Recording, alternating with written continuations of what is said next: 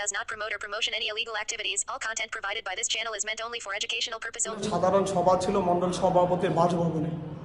আমরা সেখানে মিটিং যখন শুরু করেছি, মিটিং চলাকালীন অবস্থায় তৃণমূল কংগ্রেসের 25-30 জন হারমাত বাহিনী, আব্দুল মান্নান, ছাত্রনেতা আমির আলম এবং কমিশনার সমীর সরকার সহ এদের উপস্থিতিতে আমাদের উপরে অতর্কিতে বোম, বন্দুক থেকে শুরু করে ঘোষালি, দা, বলম নিয়ে হামলা চালায়। তাতে আমাদের মণ্ডল সভাপতি গুরুতর জখম হয়েছে, ওনাকে ওটিতে নেওয়া হয়েছে। ওনার এখন অপারেশন চলছে। এই যে আপনারা দেখছেন, আমাকেও কোপানো হয়েছে এবং আমাদের আরও 2 জন সহকর্মীকে কোপানো হয়েছে। বিজেপি সভা ভাঙচুরের অভিযোগ তৃণমূলের বিরুদ্ধে। ঘটনায় দুপক্ষের 3 জন গুরুতর আহত, 3 জনই দিনহাটা মহকুমা হাসপাতালে চিকিৎসাধীন। ঘটনার বিবরণে জানা যায়, শনিবার দুপুরে বিজেপির মণ্ডল সভাপতি ঈশ্বর দেবনাথের বাড়িতে বিজেপির খুলি বৈঠক ছিল।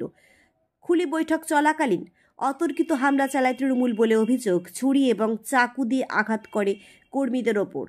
ঘটনাস্থলে চেয়ার এবং কর্মীদের বাইক ভাঙচুরের ঘটনাও ঘটে। এই ঘটনায় আহত হয় ঈশ্বর দেবনাথ ও সংশ্লিষ্ট এলাকার বিজেপির সম্পাদক অর্জুন চক্রবর্তী। ঘটনাস্থলে তৃণমূলের আমির আলম গুরুতর আহত।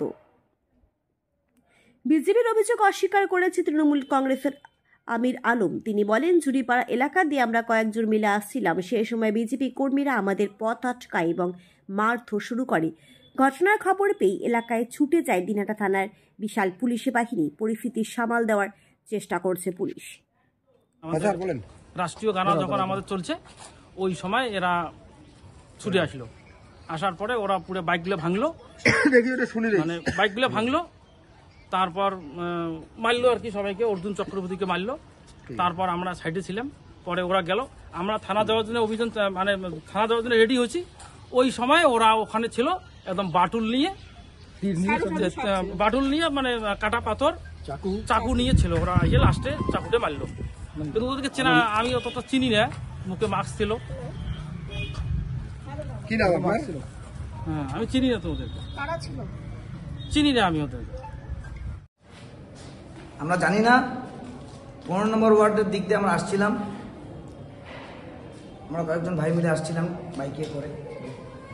কিছু লোক, বিজেপির লোক রাস্তার মধ্যে দাঁড়িয়েছিল। ওই দিক দিয়ে আসার সময় ওরাও জানে আমরা তৃণমূল কংগ্রেস করি, সেই হিসেবে আমাদেরকে ইট এবং পাথর দিয়ে ছোড়া শুরু করলো। করে আমাদের বাইক তৎক্ষণাৎ ওখানে আমরা দাঁড়া করালাম। যাই হোক, তখন আরও কিছু লোক এসে আমাদের উপরে চড়া হয়, আমাদেরকে মারধর করে আমরা হসপিটালে চলে এসেছি।